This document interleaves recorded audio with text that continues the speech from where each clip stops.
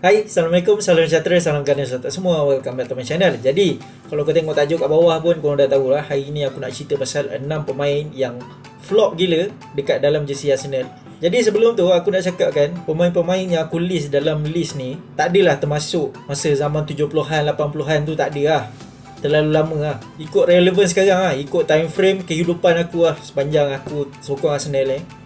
Ini adalah 6 player yang bagi aku memang flop teruk lah sepanjang dia sarung jersey Arsenal. Kadang-kadang kalau beli pemain ni memang kau gamble lah. Kadang-kadang tak jadi, kadang-kadang jadi kan. Tanpa membuang masa, kita pergi ke pemain yang pertama. Pemain yang pertama adalah Igor Stefanov.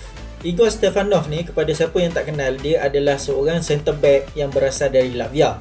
Kita beli dia pada tahun 1999 daripada satu kelab yang berasal dari Latvia. Aku tak ingat nama dia. So sebabnya kita beli dia ni adalah untuk cover bahagian centre back tu. Sebab tahun 1999 kita punya bahagian centre back tu, kita baru hilang Tony Adam pada masa tu.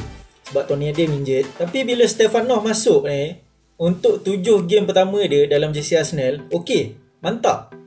Arsenal menang 4 game dalam 7 game yang dia start lah. Bila masuk game yang ke-8, belang dia keluar. Apa yang jadi? Time tu Arsenal jumpa MU dekat Old Trafford pada tahun 1999. Time tu kita pergi Old Trafford, kita kalah dengan MU 6-1. Stefanov dia tunjukkan satu performance yang paling teruk dalam jersey Arsenal. Sampaikan Dwight York, striker MU pada masa tu, masa half time dalam game tu, dia jumpa Lee Dixon, kita punya right back pada masa tu. York ni dia tanya Lee Dixon, dia tanya mana Arsenal jumpa Stefanov ni. Sampai teruk macam tu sekali. Kau bayangkan, pemain lawan tanya kau mana kelab dapat pemain ni. Kau tak rasa malu ke? Kalau aku malu babe. So kita move on to second player. Player yang kedua bagi aku memang flop teruk dekat Arsenal adalah Andre Santos. Aku rasa ramai yang familiar dengan nama dia. Andre Santos kita beli daripada Fenerbahce sebanyak 7 juta pound. Kita beli dia untuk ganti bahagian left back lah. Pada masa tu kita hilang Clichy baru masuk City. So kita perlukan seorang left back yang boleh main regular lah dekat bahagian left back tu. Masuknya Andre Santos. Kalau kau tengok on paper, Andre Santos ni memang pengganti ideal lah orang cakap kan. Brazil International, pernah main dalam Champions League dengan Fenerbahce. So kalau kau ada statistik yang macam tu, kau expect dia adalah seorang left back yang solid lah kan, yang boleh perform untuk kau week in week out. Tapi apa yang jadi, dia masuk ke Arsenal, dia ni macam Kolasinac tau. Dia attack dia okey, dia memang mantap. Tak adalah mantap, tapi okey lah.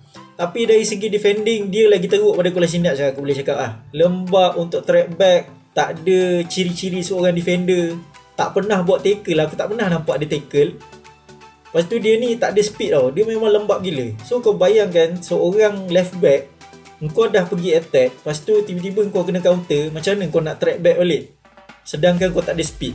Memang flop, total flop Andre Santos. Dan kita move on ke player yang ketiga. Pemain yang ketiga adalah Francis Jeffers. Francis Jeffers adalah striker muda England pada tahun 2001.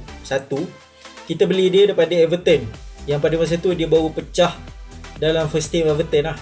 So dia adalah young prospect lah, maksudnya potential superstar dalam masa hadapan. Lepas tu pada masa tu Arsene Wenger dia cari seorang striker backup lah. Sebab time tu striker kita ada Will Todd, kita ada Henry, lepas tu kita ada Beckham. End up dia belanja 11 juta pound, dia nak beli Francis Jeffers ni daripada Everton, dan dia dapat. Apa keputusan dia? Skor 8 gol dalam 3 musim. Dan yang paling mengejutkan pasal Francis Jeffers ni, yang paling bagi aku kelakar, Arsene Wenger dia cakap pada masa tu dia ada pilihan tau, sama ada dia nak sign Francis Jeffers ni ataupun Ruud van Nistelrooy. Dan end up dia pilih Francis Jeffers ni, dan Van Nistelrooy masuk MU. And seperti yang orang cakap, the rest is history lah. Bayangkan kalau Van Nistelrooy masuk Arsenal, memang gandingan dia dengan Henry tu memang boleh jadi lah, memang gempak lah kan. Tapi apa nak buat, sejarah kita tak boleh ubah.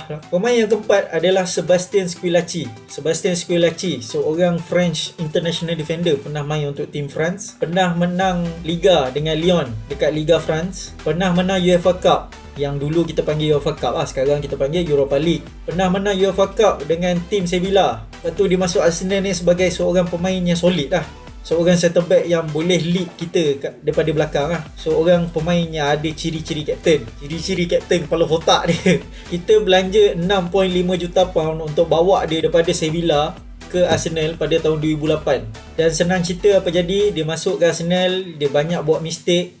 lagi teruk pada Mustafi bagi aku. Bagi aku Mustafi lagi okey pada dia ni. Dia masuk ke Arsenal, dia tak boleh fit dengan permainan. Cara permainan EPL tu bagi aku memang biasalah. Kalau kau tengok EPL pun, dia ada pace game, lepas tu dia ada tactical punya game. Dan Skulachi bukanlah seorang defender yang sesuai untuk game-game yang macam tu lah bagi aku. Memang dia tak menjadi lah kat Arsenal, senang cerita. Tapi dia stay kat Arsenal 3 musim. 2014 dia balik ke France. Pemain yang kelima ni bagi aku memang dia ada unsur-unsur pelik, dia ada unsur-unsur flop. Dia dua-dua ada lah. Park Chu-young, striker yang berasal dari South Korea. Yang paling pelik bagi aku adalah kenapa Wenger pilih dia ni.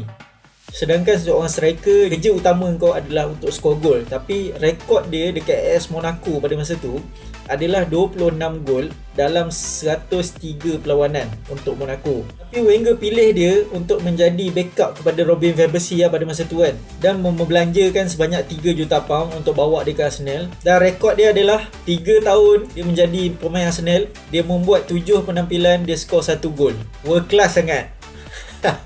Dan nombor 1 bagi aku memang aku kena sebut lah. Walaupun aku rasa ada yang takkan setuju untuk last player yang akan aku sebut ni, tapi aku kena sebut Shkodran Mustafi. Sebab apa aku sebut Mustafi? Sebab harga dia 2016 kita bawa Mustafi, kita beli Mustafi daripada Valencia. Kita bayar 35 juta pound. 35 juta pound weh. Kita bayar kat Valencia untuk bawa Mustafi ke Arsenal. Time tu kita ada Koscielny, kita ada Mertesacker. So Mustafi ni adalah orang pandang sebagai seorang defender yang solid lah. Sebab dia adalah salah seorang pemain dalam skuad Jerman yang menang World Cup pada tahun 2014. Tapi bila dia masuk Arsenal, actually dia start career dia kat Arsenal memang okey lah kan. Tak ada mistake, nampak solid. Lepas tu bila pertengahan musim pada tahun 2016-17 tu, kita boleh nampak sikit-sikit dia crack Dan sampailah ke sekarang kita kenal Mustafi yang sekarang macam mana kan. So aku tak payah nak explain lagi kan.